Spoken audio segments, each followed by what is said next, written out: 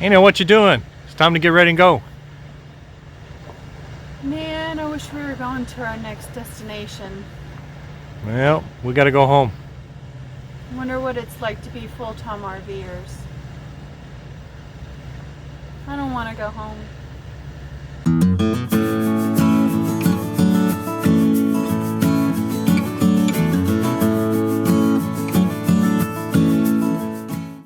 Good morning! Cindy Lynn here. And Tony. Bridgeview Adventures, and we are coming to you with an exciting series. Oh man, we love to RV. Love to RV. I actually dream about being a full-time RVer. Like, I daydream about it a lot. I love the adventure. Call this my adventure machine. I could just hit the road and be gone. Tony, however, he likes his home. I'm a homebody. So we actually, I don't know if we've said this before. We actually kind of compromised. So Weekend warriors. I just wanted to be a full-time RVer.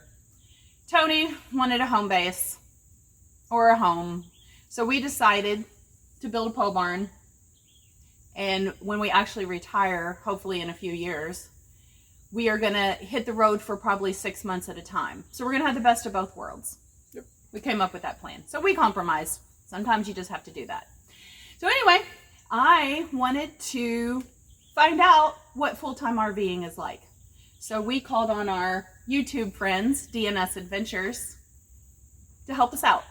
So we are doing a little series about full-time RVing. So we hope you guys enjoy. We know there's a lot of RVers, maybe full-time and part-time, that watch our channel and also watch DnSAdventures. And we would just like for you guys to leave us a comment and let us know if you're a full-timer or part-timer and what you like about it, what you don't like about it. So leave us a comment below, and we hope you enjoy this series. Make sure you go over to DnSAdventures and check out the part 2 series that they're going to be posting on their channel as well, and we'll put the link to their channel below. Thanks for watching.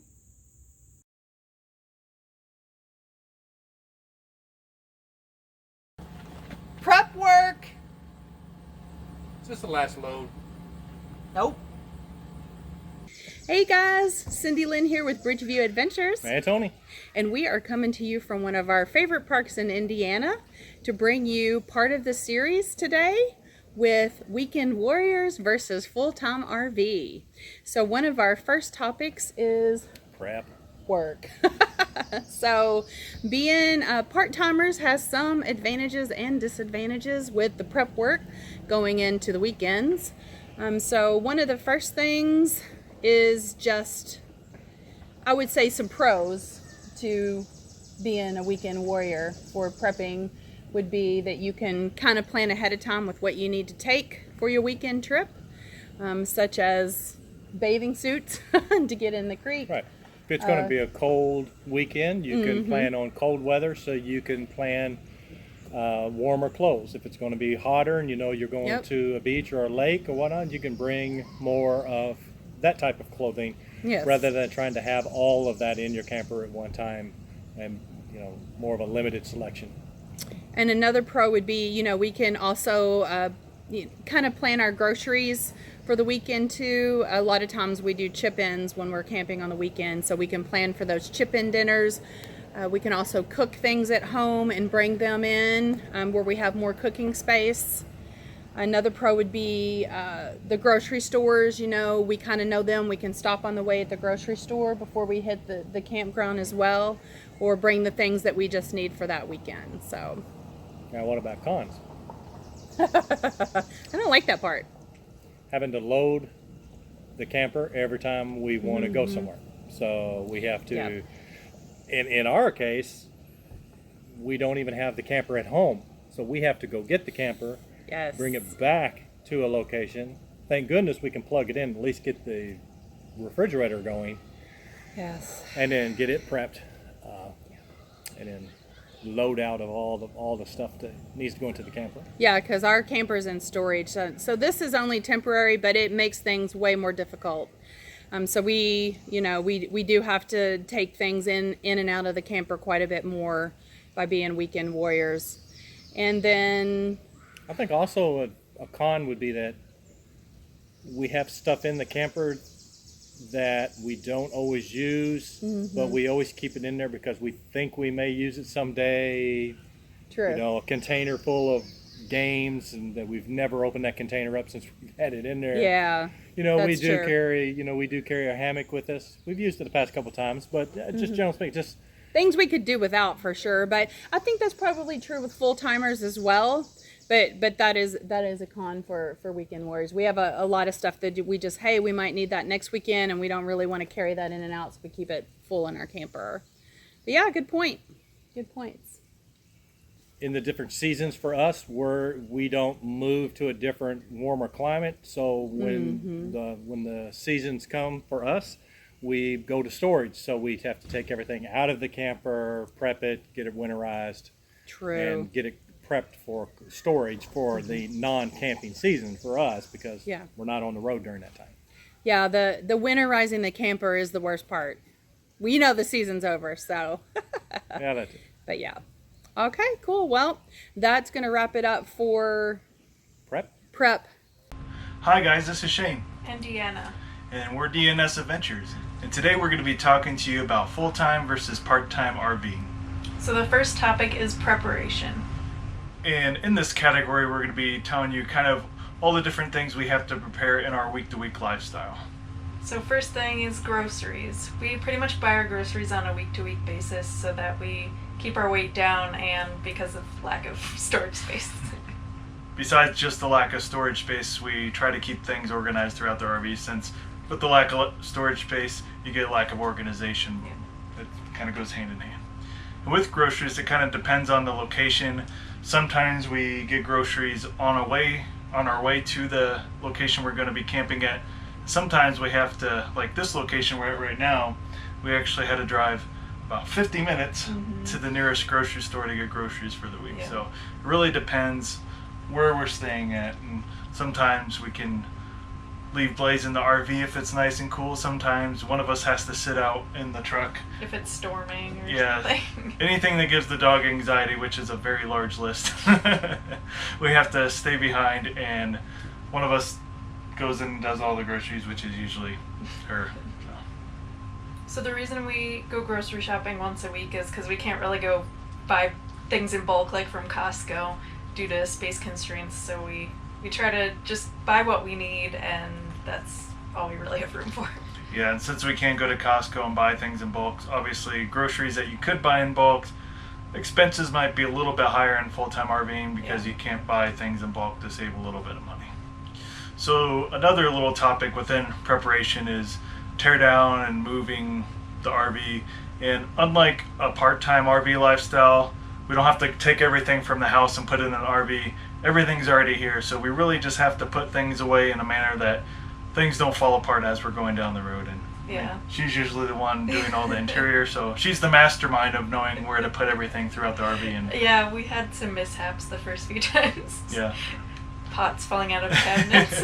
Or overloading refrigerator cabinets and breaking it. Yeah. If we hit a bump to our... That's never happened, though, of course. That happened recently. Okay, maybe afterwards. So since we're full-time RVers, we have the luxury of traveling around with the seasons. And one of the big things that comes along with that is not having to winterize the RV. And that saves us a bunch of time, and everyone that winterizes knows that's quite a pain. Either you air out the lines or you put antifreeze in the lines, which is sometimes pretty fun to watch out to get the taste, because we were part-time RVers before we started the full-time RV lifestyle, so we know how that fun situation is. But yeah, that pretty much sums up the preparation aspects between part-time and full-time. I'm sure there's some topics we missed, but those are the things that we could think of.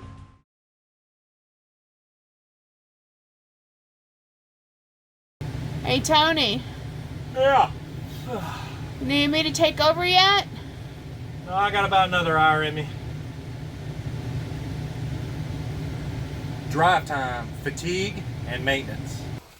Okay, guys, we're on to topic number 2. This is drive time, fatigue, and moving frequently. So, for weekend warriors, what do we have, Number Tony? 2. That's dos for all of our Spanish followers. All right, so drive time, fatigue, and moving frequently. Drive time. So for us, mainly ours is weekend trips. Maybe a vacation or two, here and there, but mainly long weekend trips. Mostly, yes.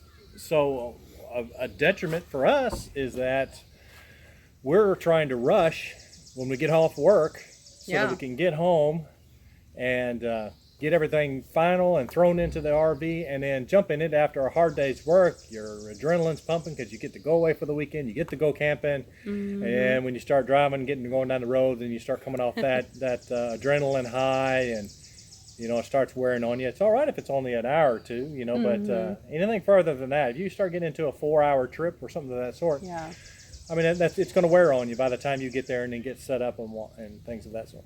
Yeah, and also what goes into that same topic that Tony's talking about as well is that you lose most of your Friday.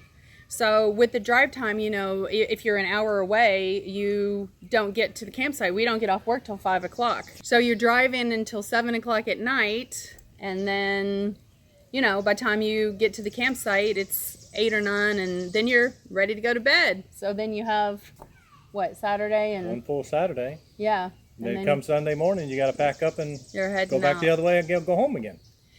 But some of the pros to that too is sometimes we try to take a long weekend. If we're going someplace a little further away and someplace we really like, we'll take a Thursday or Friday off to make it a 4-day weekend, or try to utilize the holiday weekends as well. But if you're just going for a normal weekend, yes, it is a bummer sometimes just to get there late on a Friday night. So on the same line as that is if you're taking a vacation, and let's say we're going to drive to, Virginia, go to the Shenandoah Mountains. We try to make the entire trip there all in one trip. So we're trying to drive 8 hours or 10 hours in one long haul. Now, granted, both of us can drive the RV, but you're still in a vehicle moving down the road, and you get fatigued from that. Yeah, we try not to stay any place overnight with what we do now. I mean, not that it won't happen in the future, but generally as weekend warriors, unless we're taking a long weekend vacation, we just go straight to the campsite. We don't rest after work. We just hit it hard and and go at it. So something people wouldn't think would be an issue, but because we're only weekend warriors, you're only going on a trip every 3 weekends, every 3 weeks, maybe once a month, if not even more than that. So your experience level with your RV or pulling your camper is a lot less than people who are full-timers. It's almost ingrained in them what to do and how and what to do. Being a weekend warrior, you miss things, you skip things. Driving is more stressful because you're not accustomed to pulling a camper or driving that big rig down the road. So that can be a stressful item. Yeah, for sure. So a lot of the places we go are repeat. So we kind of know the drive path and things to look out for, low bridges and construction and that sort of thing.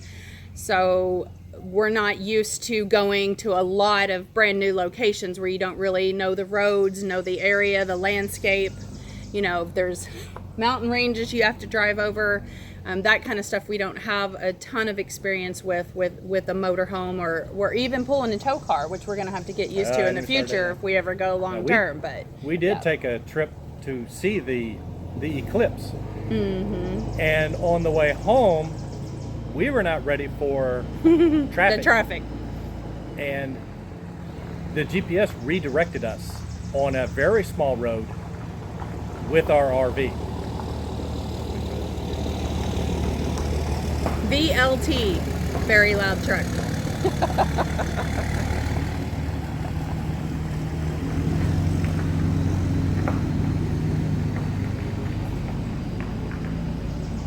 All right, I think we're good now. So yeah, we got routed. So we got routed on a different road on the way home. It was a very small road in the camper. We did not have hardly any experience with the camper yet. That was like our second or third trip with that thing. Big trip. It was very, big rig, small road, lots of traffic. Coming back on that old country road and whatnot, and the stress level was high. My hands were just aching from squeezing the steering wheel from that drive. You literally had to almost pull off the road when another car came by because it was such a small country road. So that was exciting. It was like, what, a 4-hour drive? Exciting? He was driving, that's why. Stressful. He was driving. Yes, I'm like, you can do it. Yes, the rig was bigger than the lane of the road. So. And one more thing I want to mention, we did go to Washington, D.C. We did go to Washington, Lack D.C. of planning there. Yeah, Tony drove that one too because the traffic in DC is off the chain. One thing I don't know if I could have done that. We did boondock the first night because we took off right after work. We pushed it as far as we could go to. We was about to fall asleep in the car. Deer were on the sides of the road. I said, we've got to stop. I can't handle this no more. We boondocked, got up the next morning, drove the rest of the way. What I failed to calculate was arriving in Washington, D.C. in rush hour traffic. At 4 o'clock in the afternoon. Yeah.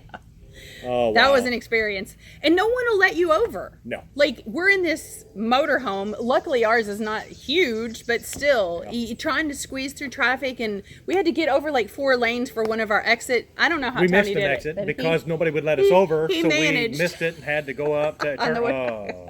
Yeah, so that Lack was of exciting. experience is what that's called. Lack of experience. We made it, so. The synopsis of it is that our trips are short, and they're precious to us. So, and planned out. So we end up rushing a lot more, trying to get out. We got to get back in that little amount of time. So we have that kind of that we have to deal with on as far as drive time and those kind of things. That's a detriment for us. Yeah, and usually on Sunday afternoon, places have a checkout time, so we're kind of in a hurry. We're not going to our next destination as a full-timer, we're going home. So we have to pack up the camper. And the fish. And the fish sometimes too. So it'll be, ready for the next trip. We don't know when that's going to be. And clean out the refrigerator and things like that. And we got to take it back to storage and drop it off in storage. Yeah. Clean everything out and take it back to the house. Take everything back to the house. And it really is a lot of work sometimes. It's exhausting. But we love it, so we don't care. So another topic we want to discuss is drive time, fatigue, and traveling frequently. So since we're traveling full time, we have the luxury of kind of setting our own pace while we're traveling, but we do want to see pretty much all of the US. So you got to kind of find the balance between being fatigued and staying put too long that you don't get to see everything. Yeah, I guess that's kind of the main difference between part-time and full-time. Part-time, you kind of have to pick your locations, your timing and everything a little bit more closely. Full-time, you can be like, okay, we'll get there when we get there. You can kind of set your own pace like Deanna said and, move around. Okay, change plans. Let's go back this way. You don't really have to set a specific time or place. So the frequency of our travels really depends on our budget or anyone's budget that's going to be full-time RVing. You can, like you said, set the pace however you want to go. Our budget and what we found works for us is really traveling on a week-to-week basis. So that'll be different for each traveler, but for us, it fits our budget. We can get that weekly rate. Sometimes we stay for a month and get that monthly rate and all of our campground discounts, of course, but that's another subject. So like Shane said, we generally travel on a week-to-week basis, and sometimes that can be a little tiring, especially since we're working pretty much all week. So the only time we get to explore is on weekends and evenings. And if we stay like Saturday to Saturday, we get one full day on Sunday to see things, and then it's just little bits and pieces if we have time and have the energy during the week. So it can be a lot, which is why we sometimes stay longer at some places. Yeah, I know some people can travel day to day or stay for a couple days, move to the next spot. I don't think we could ever do that.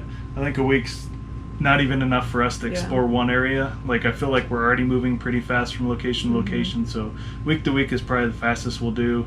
And we're even talking about maybe slowing it down to staying every 2 weeks, which we're doing more. Like this place we're staying at right now, we're staying at for 2 weeks just so we can even take a weekend off, not even a venture, just so Deanna could work on her blog or just so we could sleep in and relax a little bit. Yeah, because I mean, like every day we work is already really busy and stressful, and then to not even get a single day off in a week because we're either moving the RV or out exploring can just be too much sometimes. I know other YouTubers know this, but we both have full-time jobs, or I'm going to be having a full-time job here soon. So we have our 40 hours a week, then we do 20 to 30 hours a week of YouTube blog work on top of that. So a lot of people say, well, why don't you just go after work? Because after work we're working on our other passion project. So we don't really have a whole lot of time to travel and stuff after work as much as we thought we would when we first started this. So it's really give and take. Take a little by taking away from our blogs, maybe to go adventure more, or vice versa. I think that just fell down again. So there's also a lot of strategy that goes into our moving from place to place. I do a lot of since I'm driving, I do a lot of looking out for clearance, seeing if we can find a gas station based on our average gas mileage. If we're gonna have to stop, got to find a gas station where we can hook up or pull the RV through without getting hung up on something. So there's a lot of little things like that a lot of people might not think of. If you're part-time, you might know that a little bit, but doing that from a week-to-week basis can also be a little bit tiring, and you have to really devote part of your life or your time to do that. And looking for campgrounds and other. I was gonna say that one. If you just happen to be timing it in a way that there's a big event or just a lot of people for vacation, holidays, sometimes it can take hours to find a campground. Depends on the place. Like sometimes you can find it the very first campground you look at. Wow, that was easy. Other times 6 or 7 campgrounds, sometimes even more, they're all booked for the week. So it can be stressing at times. Plus you got to find ones with good cell signal, good well, for us it's usually going to be full or partial hookups. We don't boondock that often. Someday we will, but not quite yet. So there's a lot that's involved in trying to find a place. So we try to stick to a 2 to 4 hour distance every week that we travel, just so we don't spend the entire day driving, because it's a lot for him to be towing. It's stressful. I'm always checking ahead to make sure there's no issues if we end up having to be detoured or something like that. Detours can be very interesting on yeah. a trip. Everyone knows that from cars, but when you're towing something, you can be toured down. Like when we were in Indiana, we were pushed down this road in the middle of that might be nowhere. The sketchiest. And there was like drop-offs on either side of the road. We're trying to go to a friend's house at the time. But. And there was one time when we were going to your parents' house in Indiana, part of the road was washed out. Oh, yeah. And, and we're going down a hill, so it isn't like we're going to back up the hill with a trailer to get out of the situation. So there's some dicey situations like that sometimes. And that could add to the stress and the fatigue of driving around. I know there's a lot of people in like Class E or Class A's, or if they don't have a tow, they can do this. Or if you're in a van, there's a lot of places you can sightsee along the way from destination to destination. We recently tried to do that when we went to Yellowstone. But Yellowstone, we literally got the last RV parking spot in the parking lot, and that's only because a bus pulled away as we were coming in. So, by the way, if you drive a car, don't park in an RV parking spot, or we will tackle you. It's really rude. I know you're trying to find a spot like everyone else, but anyways, I'll step off my soapbox.